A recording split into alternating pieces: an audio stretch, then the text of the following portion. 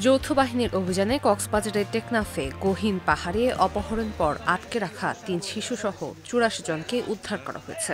এ সময় মানব পাচারকারী চক্রের ৩ সদস্যকে অস্ত্রসহ আটক করা হয়। ২১ সেপ্টেম্বর শনিবার রাতভর এই অভিযান চালানো হয়। প্রায় ১২ ঘণ্টা ধরে চলা র‍্যাব ১৫ এবং টেকনাফ ২ বিজিবি ব্যাটালিয়নের এই যৌথ অভিযানে উদ্ধারকৃতদের মধ্যে রয়েছেন ৬৬ জন রোহিঙ্গা ও ১৮ জন বাংলাদেশি নাগরিক। ২২ সেপ্টেম্বর সোমবার দুপুরে বিজিবির টেকনাফ ব্যাটালিয়ন সদর দপ্তরে সংবাদ সম্মেলনে অভিযানের বিস্তারিত তুলে ধরেন টেকনাফ ২ বিজিবি এবং র‍্যাব ১৫ এর অধিনায়ক। বিজিবি ও র‍্যাব সদস্যদের সাহসিকতা ও অক্লান্ত প্রচেষ্টায় প্রায় ৭২ ঘণ্টার দুঃসাহসিক অভিযান শেষে ২ জন পাচারকারীকে আটক এবং ঘটনাস্থল থেকে একটি ওয়ান শুটার গান, একটি একনলা বন্দুক এবং আরও একটি বিদেশি পিস্তল উদ্ধার করতে সক্ষম হয়।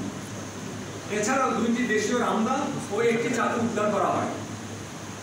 এরই সাথে সাথে ৩টি অস্ত্র থেকে ৩টি অস্ত্রের চেম্বার থেকে ৩ রাউন্ড তাজা গুলি উদ্ধার করা হয়।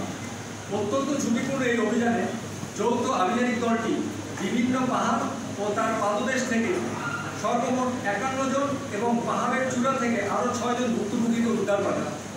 অভিযানে আটক হওয়া ৩ পাচারকারী হলেন টেকনাফের বাহারছড়া ইউনিয়নের কচ্ছপিয়া এলাকার আব্দুল্লাহ, রাজরছড়ার সাইফুল ইসলাম এবং মোহাম্মদ ইব্রাহিম। অভিযানকালে একটি ওয়ান শুটার গান, একটি একনলা বন্দুক, একটি বিদেশি পিস্তল, ২টি রামদা, একটি চাকু ও ৩ রাউন্ড তাজা গুলি উদ্ধার করা হয়।